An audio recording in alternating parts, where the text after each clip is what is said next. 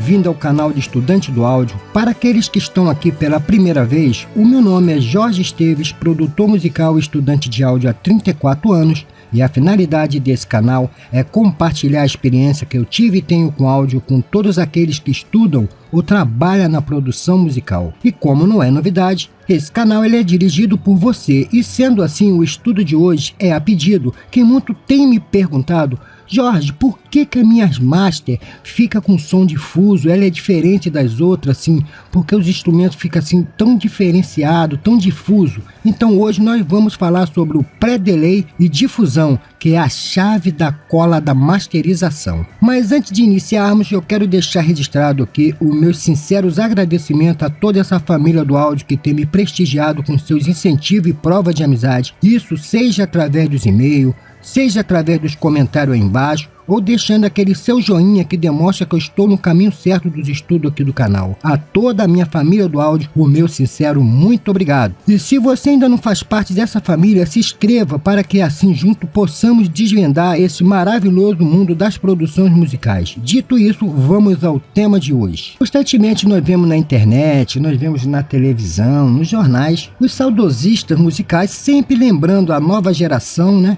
que a qualidade sonora do disco de vinil era muito superior à dessa era digital. E isso realmente tem lá os seus motivos, como nós já estudamos aqui. E entre muitos fatores, existe um que é muito pouco falado. E eu vou tentar trazer isso porque esse fator é que é o diferencial na era digital. Mas para isso e um melhor entendimento, eu vou narrar uma breve história que eu já contei até aqui, mas faz-se necessária para que nós possamos entender sobre o pré-delay e a difusão dentro da masterização. Constantemente nós vemos pela internet, pelo jornal, pela televisão, os saudosistas musicais sempre lembrando da qualidade sonora dos discos de vinil. E esta qualidade realmente ela é incontestável. E como já estudamos aqui, muitos são os fatores que contribuem para essa qualidade. Mas existe uma que é muito pouco falada, e para um melhor entendimento eu vou novamente narrar a breve história dessa trajetória analógica do vinil, que eu já contei aqui, mas se faz-se necessária para que nós possamos entender lá na frente o conteúdo da técnica de hoje. Como nós sabemos, para fazer o processo de gravação no disco de vinil, antes havia uma pré-produção muito bem estruturada, na qual se observava os instrumentos necessários ao qual o projeto pedia. Depois começava a fase do ensaio, que durava meses, porque cada um tinha que fazer o seu papel fiel ali dentro. Porque não poderia haver erro durante a gravação, porque quando era captado na master, se houvesse erro, teria que jogar aquela master fora. E essa master era muito cara, esse disco de metal. Era um preço fabuloso, que acabava por encarecer muito a produção se tivesse de fazer tudo de novo. Então, se preocupava-se muito com isso. E na parte técnica, os que iriam fazer a gravação tinha que verificar o ambiente ideal acústico para aqueles instrumentos que estavam envolvidos ali naquela obra, porque tudo tinha que ser muito bem calculado. E essa parte da gravação, dessa preocupação acústica, que era uma das chaves do sucesso da qualidade sonora da era vinil. Justamente essa parte acústica. E isso é muito pouco falado. Mas se nós voltarmos para a nossa era digital, hoje no mundo das gravações digital a coisa é muito diferente, né? Porque hoje nós temos a possibilidade de gravar cada peça individualmente, usando tanto instrumento físico, ali real dentro do estúdio, como os virtuais. E graças a essa facilidade que as produções perderam a real sonoridade desejada. Então eu vou explicar o motivo. Então, daqui para frente, vamos entrar no foco do estudo de hoje. Como eu comentei há pouco, na era analógica, todo instrumento é gravado no mesmo espaço e no mesmo instante, ou seja, ao vivo. Por exemplo, se houvesse a necessidade de usar o piano no projeto, haveria um piano naquela sala. Mas hoje em dia, com a realidade dos instrumentos virtuais, existe um misto, né, nas nossas composições atuais, de instrumentos reais com os virtuais, como é o caso dos pad, string e etc. E é justamente a junção desse misto instrumental do físico com o virtual que é o X da questão, onde os editores de áudio acabam por negligenciar a importância do espaço acústico em que todos os instrumentos estão soando. A gente se preocupa muito com a distribuição deles para que eles não fiquem causando conflito entre si. A gente está preocupado muito com a banda de frequência e com aquela, na masterização principalmente, com aquela queda sorriso que existe ali para que as frequências esteja ao nível da audição humana, mas esquecemos a parte do espaço acústico. Quando nós estudamos aqui no canal sobre o reverb, vimos ali que cada instrumento tem um reverb próprio para que a sonoridade alcance, né, aquele índice de sonoridade rica. Como eu disse, se você pegar uma flauta e tocar ela num ambiente morto, você vai ter um som péssimo. Pega essa mesma flauta e toca num ambiente vivo, como um banheiro. Então, você vai ver a diferença, porque cada instrumento requer um ambiente próprio a ele. Logicamente que a indústria dos instrumentos virtuais, sabendo disso, coloca cada instrumento no seu ambiente acústico propício. Ao mesmo tempo que os editores de áudio, nós quando estamos mixando, nós ali também fazemos isso, pegando a bateria, botando toda ela no ambiente acústico, como nós já estudamos aqui no canal. Isso faz parte da mixagem. E é realmente isso que faz a diferença, né, naquele momento ali da mixagem. Mas o que é incrível é que essa facilidade de recriar os ambientes acústicos, né, de cada peça do projeto hoje na era digital, acaba que no final das contas se tornando aquele vilão causado pela diversidade de ambiente. Naquele momento ali na mix é interessante, mas quando se junta realmente todo esse material em duas vias, né, LR, em estéreo, é que nós começamos a sentir que existe ali algo que realmente está estranho. E o que vai acontecer ali, senhores? Quando nós juntamos todos esses ingredientes da nossa mix, nós vamos ter ali instrumentos, logicamente, que estão ricos em sonoridade. E o que acontece nesse caso? É como se cada músico estivesse tocando num local diferente. E esse é um dos problemas que eu tenho notado constantemente quando as pessoas estão me enviando as suas marchas para que eu possa fazer uma avaliação. E essa nossa reunião aqui hoje é para que justamente a gente possa entender esse problema e isso comece a partir de agora a ser coisa do passado. E dentro das técnicas, né, da masterização da indústria do áudio moderno, um dos segredos da indústria do áudio que passa batido para aqueles que fazem a vez no seu home studio é justamente essa cola, ou melhor, a harmonização das peças num único ambiente. E para que você domine esse processo, se faz necessário, temos que voltar a ver lá a parte de reverb, assunto já estudado aqui, e nós vamos nos focar hoje aqui em dois parâmetros, em duas vertentes que são muito importantes para essa cola, que é o pré-delay e a difusão. Lógico que os outros parâmetros são de grande importância, mas esses dois é o maior e responsável por essa cola acústica. E para aqueles que não viram o módulo sobre reverb, eu vou fazer aqui um rápido resumo sobre como nós percebemos som dentro do ambiente. O que acontece? Quando um som toca, no caso aqui essa menina com violino, nós estamos na frente dela, nós vamos receber primeiro aquele som direto que vem dela, que vem do instrumento, só que esse mesmo som, ele sai em todas as direções. E o que acontece? Ele primeiro vem aquele que ele bate rapidamente na parede e volta, né? Vai batendo durante os obstáculos e vem para você, que são as reflexões iniciais. E temos aquelas reflexões mais tardias, que são aquelas que bate às vezes atrás da cadeira, que nesse caso vem na outra parede, bate num obstáculo, bate em outro, até que cheguem aos nossos ouvidos. Então assim nós acabamos por ter três sons distintos, a soma desse somatório que cria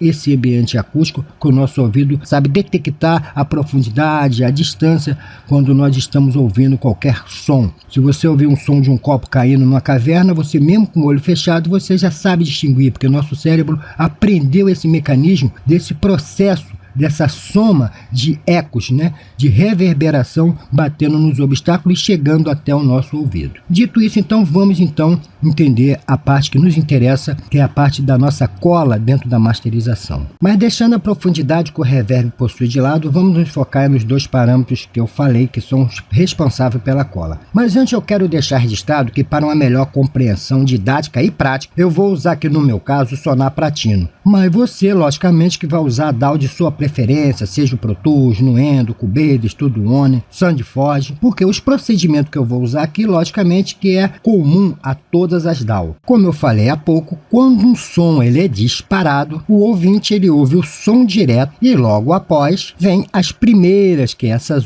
reflexões. E é justamente esse tempo que é conhecido como pré-delay. Repetindo, o pré-delay denota o tempo entre o som direto e as primeiras reflexões. Então, com esse conhecimento, nós já sabemos que o fader do pré-delay controla a quantidade de tempo necessário antes que o som reverberado comece, ou melhor, chegue até você. Então, nesse ponto, vamos raciocinar junto. O que acontece? Quando você pega o botão lá do fader do pré-delay e aumenta, você está aumentando essa distância entre a fonte e você. Quando você diminui, você está diminuindo a distância entre a fonte e você. Com isso, você está chegando mais para perto, é como se fosse um zoom, né? Você chega mais para perto e afasta, sendo assim o pré-delay um zoom entre o palco, onde está a banda lá no palco, e você chega para perto e se afasta. O botão do pré-delay tem essa determinação. Veja como é simples, guarda isso na sua cabeça. E no caso aqui estou com a minha DAW aberta para que nós possamos observar isso na prática. E como demonstração prática, eu vou usar o TESA 1, porque esse plugin ele concentra justamente as duas peças, é por isso que esse plugin tem só essas duas peças, que é a chave hoje do nosso estudo. Eu poderia usar, logicamente, o plugin com todos os parâmetros, mas eu preferi usar esse porque aqui nós vamos nos concentrar somente nesses dois parâmetros, que é o pré-delay e o difusão. Então, como eu disse, o pré-delay afasta ou traz o ouvinte. Eu vou botar aqui o pré-delay, vou botar ele no máximo e vamos pegar o pré-delay e vamos ver como isso ocorre, afastando e chegando. Vamos lá.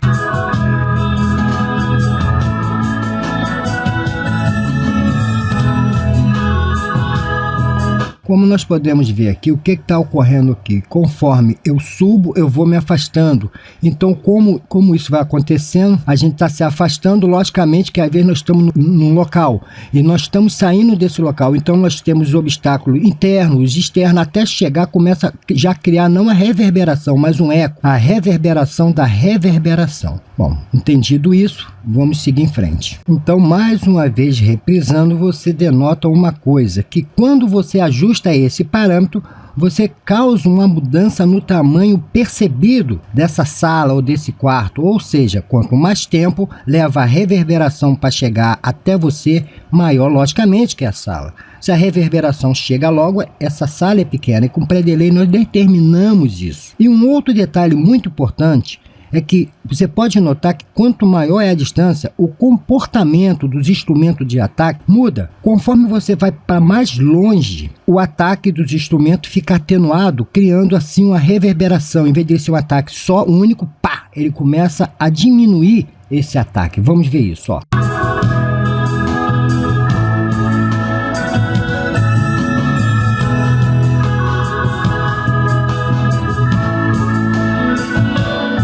Então, os senhores notam que o ataque ele vai criando atenuação e em cima dessa atenuação se cria o ataque que era único, começa a virar eco, ele começa a criar uma repetição. Agora que nós já entendemos sobre o pré-delay, vamos passar para o outro parâmetro também, que ele é muito importante, né, que define bem o ambiente acústico, que é a difusão. Esse parâmetro ele tem a ver se esse ambiente ele é fechado ou aberto, ou seja, se ele é pequeno ou grande. Isso que faz a difusão, junto com o pré-delay. Pré-delay mede a distância, já a difusão mede se o ambiente ele é fechado ou aberto. Então nós temos aqui um ambiente fechado de um estúdio. Nos outros reverb, isso aqui é difusão. Aqui botaram como time, que é tempo. Dentro de um estúdio, dentro de um room, numa hall ou num large hall, quer dizer, naquele estádio, num negócio fabuloso, grande demais. Então você tem esses ambientes. E logicamente que a dosagem entre os dois é que cria o ambiente perfeito. Então eu vou botar aqui no mínimo pré-delay e vou aumentar o time para que nós possamos entender esse ambiente do mais pequeno, do mais fechado ao mais aberto.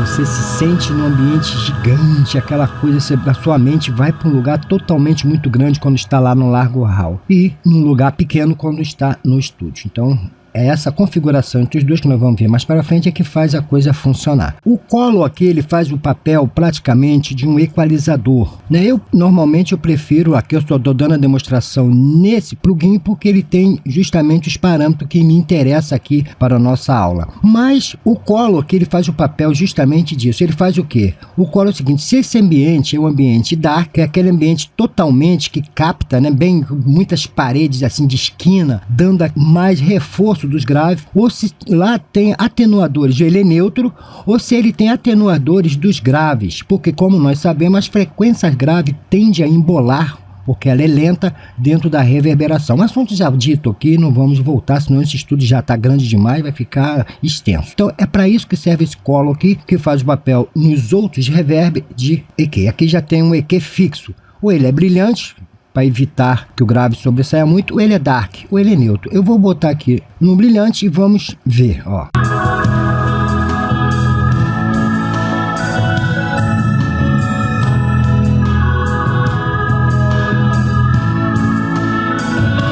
Então, os senhores notam que quando eu vou no dark ele fica mais grave, aqui mais agudo, e no neutro ele fica balanceado. Aqui nós temos esse botão que é da saída de áudio, você pode aumentar o volume e diminuir, mas o grande boom está aqui. Aqui determina o quanto você quer dessa reverberação dentro do seu projeto e quanto você quer de som direto. Então você pode aqui, vamos fazer um teste aqui para vocês notarem, ó. Wet quer dizer molhado, totalmente reflectivo ou sem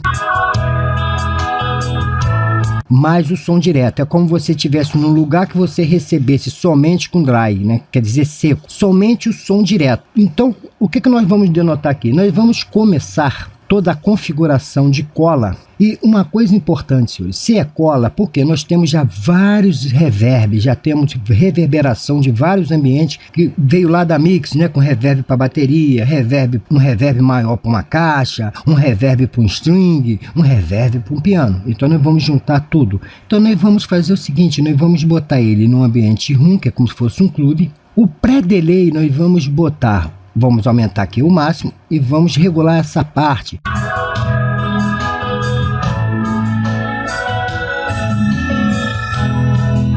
Porque a intenção aqui é fazer a cola, ou seja, a junção desses reverb. Então o que eu vou fazer? Eu não preciso de reverberação, senão a marcha vai ficar horrível. Eu quero o mínimo, esse mínimo de reverb que eu vou colocar aqui é simplesmente para fazer essa junção, porque reverb já está cheio a master. Então não há necessidade de encher. Eu não quero fazer com que nenhum instrumento fique rico, eu quero simplesmente colar a master. Então eu vou fazer o seguinte, eu vou botar um mínimo, quer dizer, eu tenho que escutar mais o som direto e o mínimo de sons reflectivos. Ou seja, porque o som refletivo que vai existir aqui são simplesmente a soma dessa reverberação. Então vem, ó. O mínimo, veja, sem e depois com.